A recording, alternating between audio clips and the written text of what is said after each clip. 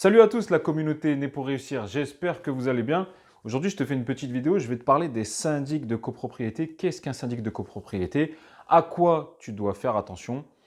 Quel est son rôle? Etc. On va développer un peu dessus. Avant, si tu me connais et tu me suis un peu, tu sais que les syndics de copropriété, je les porte pas trop dans mon cœur. Mais parfois, il faut faire avec. Alors déjà, qu'est-ce qu'un syndic de copropriété? Quel est son rôle? Alors, le rôle du syndic de copropriété, c'est de faire, entre guillemets, de vous mettre en relation tous les copropriétaires et de faire respecter la loi, la règle et de faire régner l'harmonie. Je t'explique. Peut-être que tu vas acheter un appartement bientôt dans une copropriété, disons, de 40 appartements. Et dans la copropriété où tu vas acheter, tu sais qu'il y a des frais d'assurance, des frais de ménage, des frais d'entretien de la copropriété.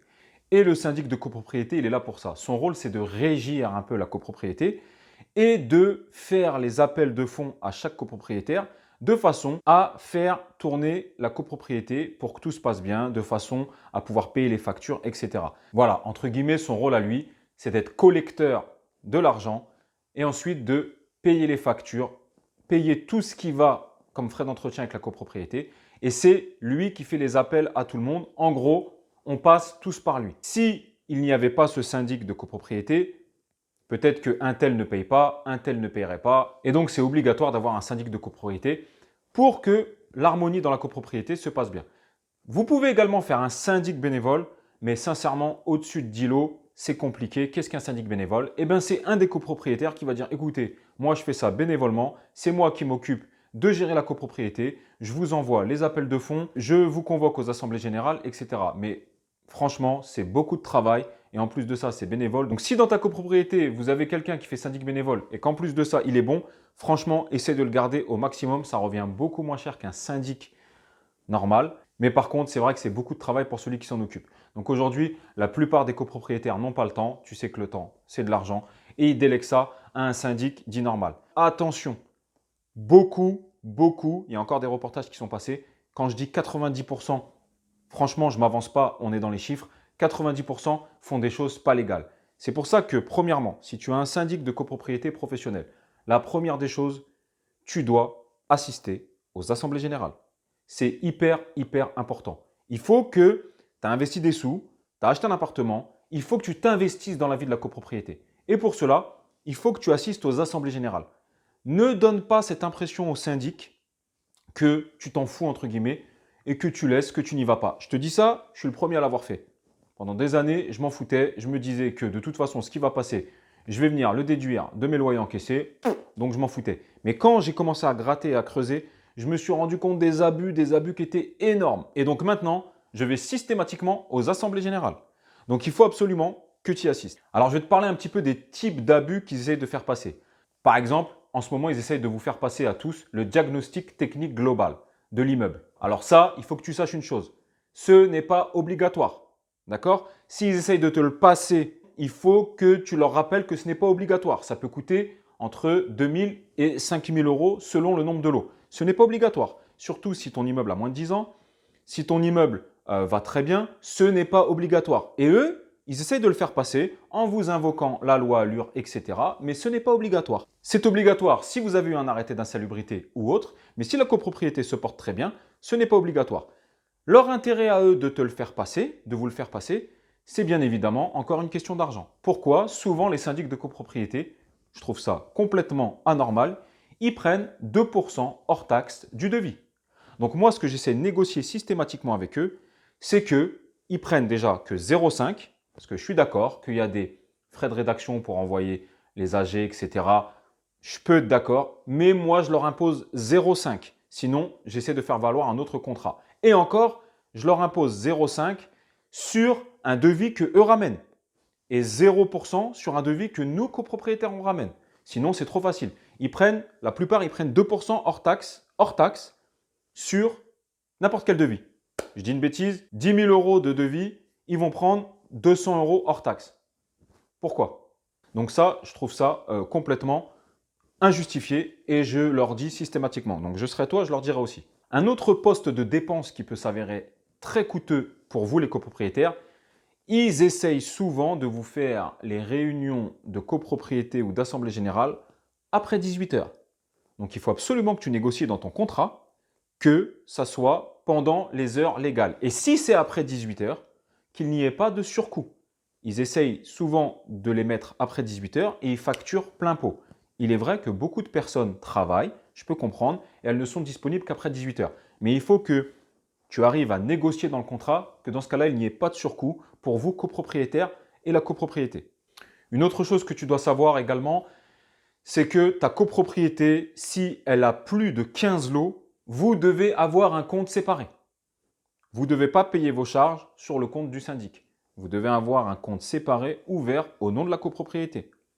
Et les intérêts qui sont générés par ce compte de copropriété doivent vous être reversés à la fin. Beaucoup de syndics font payer les charges de toute leur copropriété sur leur compte, le compte du syndic. Donc t'imagines, hein, je sais pas moi, sur le compte, ils ont une cinquantaine de copropriétés. Ben mine de rien, 1 million d'euros qui travaillent pendant 6 mois, ben ça fait des intérêts.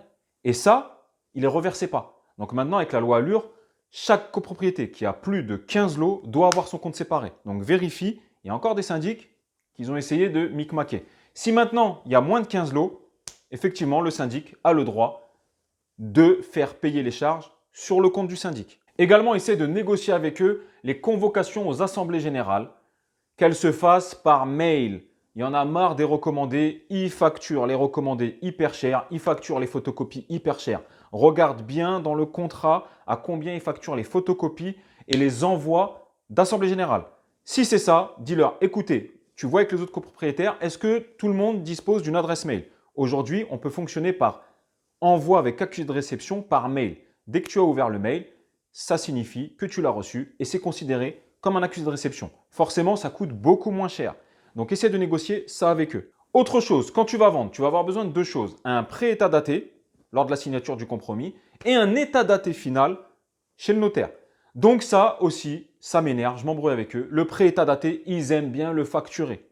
Non, le pré-état daté, tu peux l'avoir tout seul. Ils doivent te donner des identifiants sur leur compte de copropriété et tu dois pouvoir le sortir tout seul. C'est ce qui va indiquer la situation de la copropriété au moment où tu signes le compromis. Combien toi tu dois te charger, combien il y a sur le compte de la copropriété, etc. C'est un document obligatoire à remettre la signature du compromis.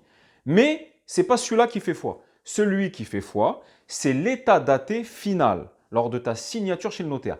Et là, je peux comprendre qui te le facture. En général, c'est 250 euros. Je peux comprendre, même si je trouve ça abusif, mais je peux comprendre qu'ils te le facturent parce que c'est leur responsabilité qui est engagée. Mais sur le prêt état daté, franchement, normalement, soit tu le sors tout seul, soit tu insistes pour pas qu'ils le facturent. Parce qu'au bout d'un moment, ils te donnent un prêt état daté, 2 mois après, ils te refacturent un état daté. Il faut arrêter, il n'y a pas grand-chose qui a changé entre deux. Donc, il faut bien ça que tu négocies avec eux. Les syndics, je ne vais pas te mentir, si tu ne négocies pas, ils sont là pour en prendre un maximum.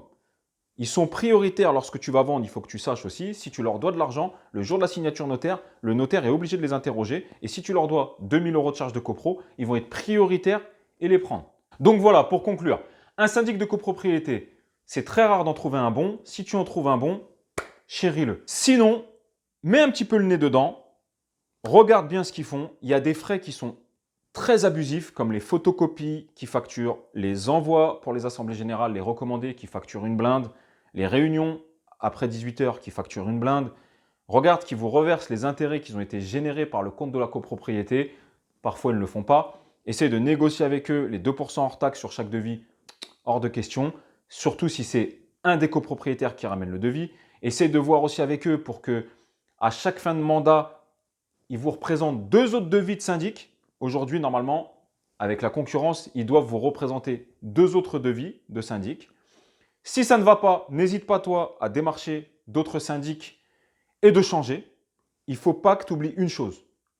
Le syndic, il travaille pour toi. Souvent, il y a des syndics qui pètent plus haut que leur 1, je ne vais pas dire le mot, mais ils oublient, moi je la remets en place. Hé Coco, tu travailles pour moi. C'est moi qui te paye.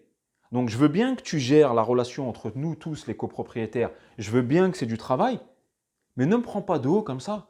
Ne me dis pas, écoute, c'est comme ça. Parce que c'est moi qui t'emploie. C'est moi qui t'emploie. C'est pas toi qui m'emploie. Remets les pendules à l'heure, n'inverse pas les rôles. Donc si tu n'es pas content, ok, donne-moi tous les documents, je vais ramener un autre syndic qui sera très content de me prendre. Donc n'hésite pas ça, ne te laisse pas marcher. Ils ont tendance à vouloir t'écraser. à faire croire que genre c'est à eux l'immeuble et c'est comme ça. Non, non, non, non, non. D'accord?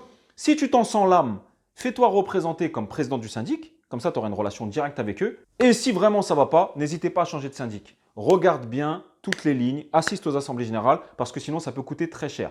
Alors maintenant, il y a des syndics en ligne qui sont beaucoup moins chers. Mon avis, ils sont beaucoup moins chers. Pourquoi pas? Ils n'en font pas plus que les syndics normaux. Donc, à travail égal, payer beaucoup moins cher, pourquoi pas? Moi, je ne suis pas contre. Parce que dis-toi bien que syndic en ligne ou syndic officiel dans une agence en physique, tu verras, ça se trouve, tu es déjà dans le cas, ils n'en font pas plus. Maintenant, pour moi, le top du top, c'est le syndic bénévole. Mais aujourd'hui, très peu de personnes veulent faire ça parce que ça représente une charge de travail énorme.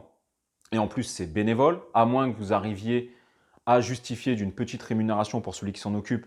Et encore, avoir, attention, c'est très réglementé.